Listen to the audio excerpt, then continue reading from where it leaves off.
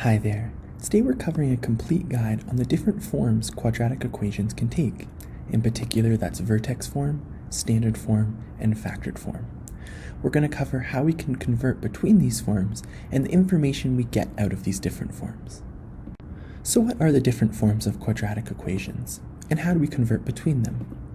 Well, standard form is written as y equals ax squared plus bx plus c, and this is an example of standard form. Vertex form is written as y equals a x minus h squared plus k, and this is an example of a vertex form equation. To go from standard form to vertex form, we use a technique called completing the square, and to go from vertex form to standard form, we expand. Factored form is the final form, and it's written as y equals a x minus r times x minus s, and this is an example of factored form. To go from standard form to factored form, we factor our equation. And to go from factored form back to standard form, again, we expand our equation. So now let's go into a little bit more detail on how we can convert between these different forms using completing the square, factoring, and expanding. Let's start with completing the square. And again, completing the square allows us to go from standard form to vertex form. Now, completing the square can be done through two different techniques, and it depends on the coefficient of the x squared term, or a. We'll start with when a is equal to 1. So in this equation here, a is equal to 1. What we do is we add and subtract b over 2 squared. The reason we do both is because we're adding and subtracting the same number, so we're not changing the value of our equation at all. Now, fortunately, 6 over 2 squared actually cleans up nicely to 9. The next thing we do is partially factor our equation. So if we look at the first three terms and ignore the minus 9 and minus 7 at the end, x squared plus 6x plus 9 actually factors into a perfect square. It can factor into x plus 3, x plus 3. Now if we clean up our equation a little bit, we've now created vertex form. On the left we see the actual system of doing this with a real equation, and on the right we see the algebraic expressions. The reason I wanted to include the algebraic steps as well is because it can become very relevant when we're not dealing with nice numbers. Let's see an example of that. So how about this equation here, y equals x squared plus 7x minus 7. So we do the same thing, we add and subtract b over 2 squared, but now we can see we don't get perfect terms. If we actually were to expand 7 over 2 squared, we get 49 over 4. And this isn't a nice clean number like 9 before. But using our algebraic terms on the side, we can actually continue on perfectly fine. And very often we actually do get numbers that aren't nice, perfect numbers. We do frequently get fractions when it comes to completing the square. So once again, we'll just look at our first three terms here. And I'm turning the 49 over 4 back into 7 over 2 squared in this expression because it makes more sense if we look at our algebraic terms. What we can do is, again, even though it might not be apparent right off the start, this again is a perfect square, and it will become x plus 7 over 2 times x plus 7 over 2. So again, if we just think about this algebraically, it will always become x plus b over 2. It doesn't matter what b over 2 is, and it can be a very, very gross looking fraction. It is more than okay. The final thing we do is just need to clean up our expression a little bit. So as you can see, I turned the minus 7 into minus 28 over 4, so we could add our fractions together. And what we see is, while this expression does look a little messier, it still was easy to complete the square because we followed the exact same steps. Now there's one more example I want to go through here, and this occurs when b is negative. Both the previous examples we've done, the b term was positive, but now we're looking at a negative 7x. So what do we do here? Well, the steps are still the same. First we add b over 2 squared, and as we can see here, because we're squaring the terms, it doesn't actually matter if it's positive or negative. This is where the difference comes in though, when we get to partial factoring. As you can see here, the b over 2 squared is negative 7 over 2 squared. And if we look at how we factor this partially, the b over 2 continues through, and this negative will remain. So rather than previously where we ended with x plus 7 over 2, partially factoring this now will give us x minus 7 over 2. And this is the only difference. The negative comes in the partial factor. as long as you're careful with all the other steps, this is no different than when b is positive. Now let's move on to when the a term is not equal to 1. So the x squared coefficient is not 1, it's some other number. So in this example, the a term is 2. What we do is actually very similar, but there's a couple extra steps. The first thing we want to do is common factor to create an x squared plus bx term. So basically creating a situation where the x squared term has a coefficient of 1. So in this example, what we do is we simply common factor out a factor of 2.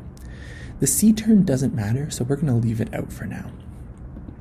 Next, now that this looks kind of like our original example where a was equal to 1, what we can do is, again, add and subtract b over 2 squared.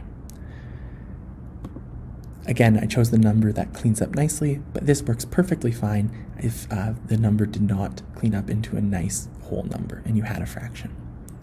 The next step you want to do is you actually want to pull out that extra minus b over 2 squared term. Now remember, because we're in brackets here, we have to multiply this by 2 to bring it out of the bracket. This is a common standard expanding technique. What we do next is we now see we again have that perfect square present in blue here. Even though there's a 2 out in front, that doesn't matter. We have a perfect square, and once again, we can partially factor this to create vertex form and simply clean up the other numbers as well.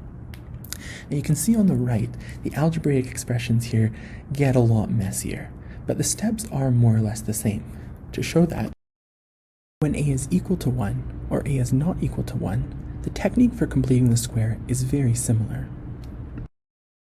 If we space this slightly differently, you can see there are only 2 additional steps when a is not equal to 1. You must common factor to create that x squared plus bx term, and then you will have an extra b over 2 squared term in the bracket that you must pull out in order to partially factor. Now let's move on to the next technique, and this is factoring. And again, this will allow us to go from standard form to factored form. So how do we do this? Well, I have a large playlist of information on how to factor quadratic equations, and I highly recommend you look at that. I can't go into all the details here, but I'll simply show you the different factoring techniques and when we want to use them. So, the first thing you ask is if a, b, and c are all divisible by the same term. If they are, you can do a technique called common factoring. So on the right, we can actually common factor out 2. The next question you ask is your trinomial factored? And if it is, you're done. So an example like this, we actually just common factored out a 4x, and this is now actually in factored form already. If this is not the case, we end up at the same step as if a, b, and c were unable to be common factored. And next we ask, is the expression in the form a squared x squared minus c squared? If it is, we can do a technique known as difference of squares factoring, and this would look like this. If it is not, we go on to the next step, and now we ask, is the coefficient a equal to 1? And if it is, we can do simple trinomial factoring. If it's not, we have to do complex trinomial factoring. Now this looks like a lot of information, and it really is, so I do highly recommend you check out my playlist on how to factor quadratic equations, as it will explain all of this in a lot more detail, because there is a lot of content here, and this is a very important part of quadratics. But for now, let's move on to the final technique that allows us to convert between the different quadratic forms. And this technique is expanding. Expanding, once again, allows us to go from vertex form or factored form into standard form. Let's start with expanding vertex form. To expand any quadratic equation, we use the FOIL technique. So something like this is vertex form, and we're just going to write it out fully rather than using that squared term, just so we can see all of our terms present. What we do is we multiply the first terms in the bracket together. This gives us x squared. The outside terms together, this gives us plus 3x. The inside terms together, this gives us plus 3x. And the last terms together, and this gives us plus 9. Now the negative 16 we didn't do anything with, so it will carry through. We just simply need to clean up the expression and collect like terms, and we've now created standard form. How about expanding factored form? Once again, we just used the FOIL technique, but to make things a little bit trickier, I'm actually going to add an a term in front of our factored form. This is still in factored form, but it adds one additional step to our calculations. What we do is we simply multiply, once again, the terms in the bracket, the first terms together, the outside terms together, the inside terms together, and the last terms together. Now, as you'll notice, we still have that a term in front of our brackets, and to get rid of that and have no brackets present at all in full standard form, we simply have to multiply that a term by every single term in our bracket. But as you can see, once again, if we collect like terms, we've now created standard form from factored form. So this summarizes all the different techniques we use for converting between quadratic forms. And it's very important to understand how to do all of these efficiently, as questions will always ask you to jump from one form to another. It's a very common question you get in math class. But this isn't everything. The next question we ask is, what information can we collect from these quadratic forms? And why would we want to jump from one form to another? What information does one form have that the other might not? So let's jump right into this and look at what information we can get from the different quadratic forms. Now, there's lots of important points of interest on a parabola we might want to determine. For example, we might want to know if the parabola opens up or if it opens down. If it opens up, it means it will have a minimum value. There won't be a maximum value, as it will go off to infinity. And also, if it opens down, it will have a maximum value, but no minimum value, as again, it will go off to negative infinity. Additionally, the vertex is a very important point to know. The y-intercept is an important point to know. The x-intercepts are an important point to know. And finally, the axis of symmetry is very important to know. And this is the vertical line that cuts right through the middle of our parabola, so it will go right through our vertex. And it allows us to see the symmetry of the parabola. The left and the right side will simply be reflections of each other over the axis of symmetry. So these are different pieces of information we might want to know about our quadratic equation. But this leads to the obvious question, what does each quadratic equation form give us? Let's start with the vertex form. What information can we get from this? Well, A will determine if our parabola opens up or down. If A is positive, our parabola will open up, such as an equation like this. If A is negative, our parabola will open down, such as an equation like this. Once again, if a parabola opens up, it means there will be a minimum value on our parabola, and if the parabola opens down, there will be a maximum value of our parabola. The next thing we can learn is actually the axis of symmetry, and this will be determined by h. In an equation like this, the axis of symmetry would be x equals -4. Now, -4 might be confusing at first, as if we look at our equation, it looks like it's +4.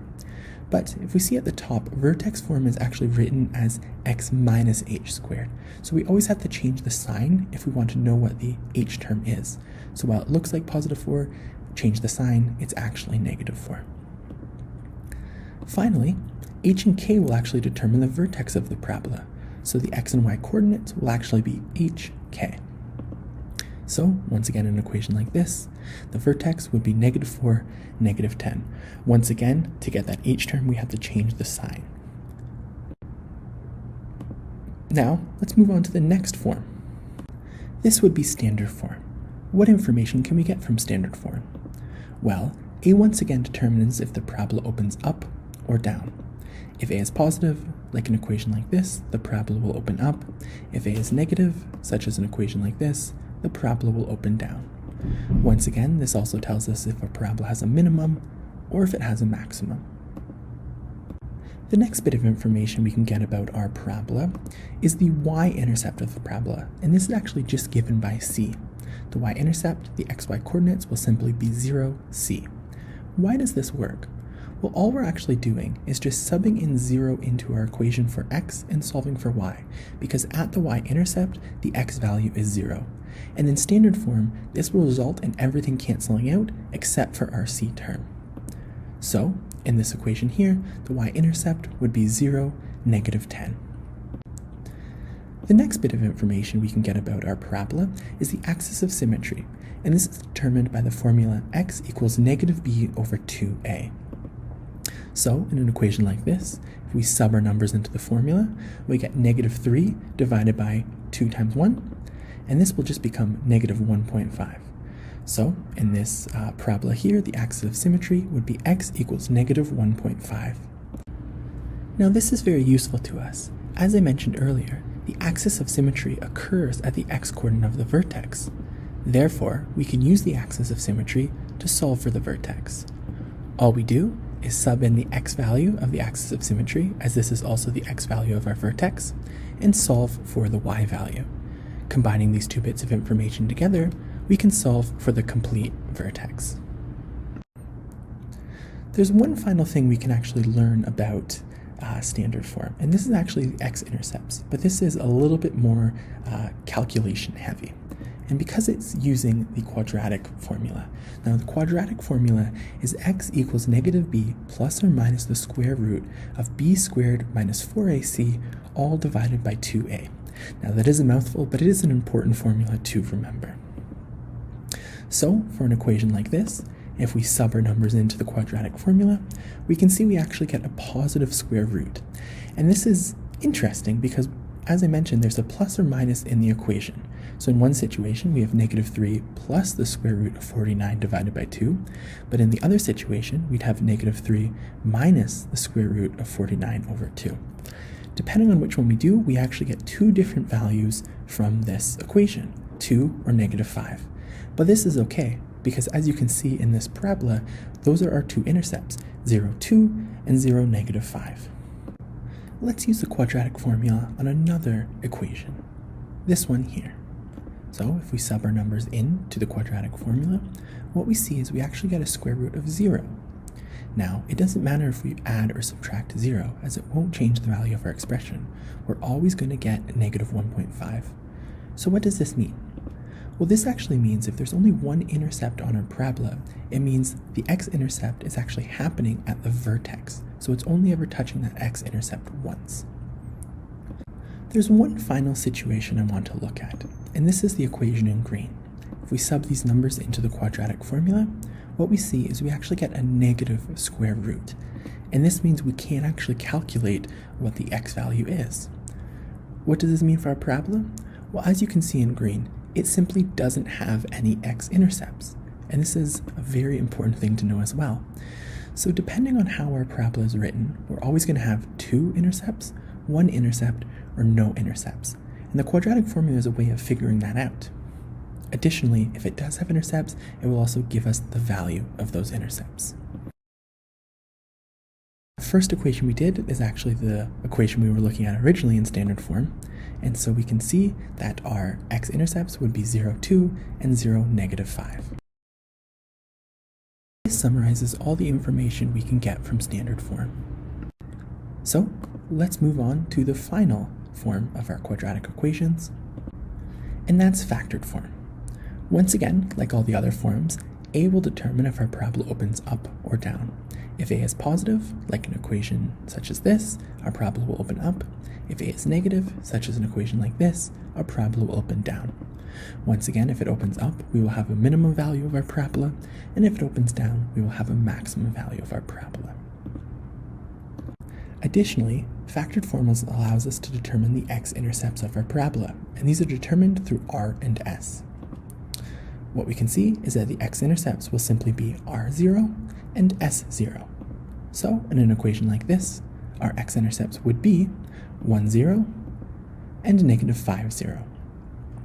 Now once again, you'll notice this is similar to vertex form in that we've actually changed the sign of r and s to get the actual value. Again, this is because in factored form it's written as x minus r and x minus s. So always make sure to change the sign to get the x-intercepts. But this actually allows us a really good learning opportunity to know why we are actually changing the sign and why this gives us our x-intercepts. So if we look at this equation a little bit more, an x-intercept would happen when the y value is 0. And we're multiplying three different things together here. And because of the rules of multiplication, if we multiply anything by 0, we are always going to get 0. It doesn't matter what the other terms are. So basically, all we need to do is multiply these three things together, alpha, beta, and gamma, I will call them, and we want to make it equal to 0. What that means is if we can make any of these 0, we will get an x-intercept. So let's look at this. a will never be 0 because a is just a constant term 2 and we can't adjust this. Beta is x minus 1. If we want to make x minus 1 0, we can simply set x to positive 1. Additionally, gamma we can make negative. It's x plus 5, so if we simply make x negative 5, we will get 0.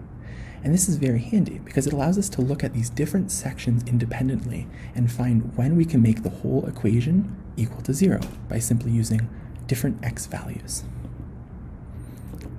So while we did go off on a little bit of a tangent there, it is really important to understand why factored form is so effective in allowing us to determine the x-intercepts. But there's one caveat to what we just did, in that we were just using simple factored form. There's another form of factored form known as complex form. And at the top you can see on the left is simple factored form and on the right is complex factored form. Complex factored form is different in that it has coefficients in front of the x terms that are not just 1. But we can still use the exact same logic to determine the x-intercepts, but rather than it just being r and s, it's actually now r over g and s over h. Why this works, again, we'll just take one little second to understand this better, is we want to make our overall expression equal to 0, so we need to set gx minus r to 0 or hx minus s to 0. And to do that, we can set x to r over g, or we can set x to s over h. In both situations, that will make the overall value of our expression 0, and that's why it can be our x-intercepts. So just to demonstrate that on an actual equation, we can see here the x-intercepts would be 1 over 3 and negative 6 over h. The next piece of information we can get from factored form is the axis of symmetry, and once again we rely on r and s to give us this information. In simple factored form, the equation will be r plus s over 2, and in complex factored form, the equation will be r over g plus s over h over 2. Why this works is the axis of symmetry occurs in equal distance between our two x-intercepts due to the symmetric nature of a parabola. So all we're doing here is averaging our two x-intercepts to find where the axis of symmetry will be. So in a simple factored form I'm using as the example here, as that's our parabola on the left, what we can see is the axis of symmetry would occur at x equals negative 2. The final piece of information we can get from factored form is the vertex, and once again we can simply use the axis of symmetry, as this is the x value of our vertex, to plug it in and solve for the y value and the full vertex. So once again, in this equation we see graphed here, we sub in negative 2, which was our axis of symmetry, and this allows us to solve for the y coordinate of negative 18, meaning our overall vertex is negative 2, negative 18. Now this summarizes all of the different forms a quadratic equation can be written in and the information we can collect from each of them. So let's go into a quick summary just to bring this all together. Once again, there's a lot of different information we can get from a parabola. We can determine if the parabola opens up or down, if it has a maximum or a minimum. We can determine the vertex of the parabola. We can determine the y-intercept of the parabola. We can determine the x-intercepts of the parabola. And we can determine the axis of symmetry of each parabola. Now, this is just one final chart summarizing all the different information we can get from each of the quadratic forms and how we calculate it. There's two different things we actually didn't cover today, and that's the y-intercept from vertex form and the y-intercept from factored form. Now these can just be solved algebraically by setting x equal to 0 and just solving for the y value, and that's why we didn't include it in the video. Now there's one piece of information you might notice that isn't filled in here, and that's the x-intercepts from vertex form. Unfortunately, there's no quick and easy way of doing that, so if you want to know the x-intercepts, you will have to convert to standard or factored form. Now one question that might get brought up is, why would we ever want to use factored form? If standard form has all the information we could require, why not just stick with standard form? Well, the reason for that is calculating the x-intercepts using the quadratic formula is often much more work than simply factoring standard form and using the formulas you see for factored form. It's much easier to do that. But that's not to say the quadratic formula isn't without use. Sometimes you get standard form that doesn't have whole numbers, Or you have an expression that can't actually be factored. Maybe it doesn't have any x-intercepts. So the quadratic formula definitely has its uses, but very often if you do want to know the x-intercepts, it is often faster to try to convert to factored form first. Overall, that summarizes our video today. I hope this was helpful for you, and if you have any questions, please leave them in the comments below, and I would be more than happy to address them. Take care.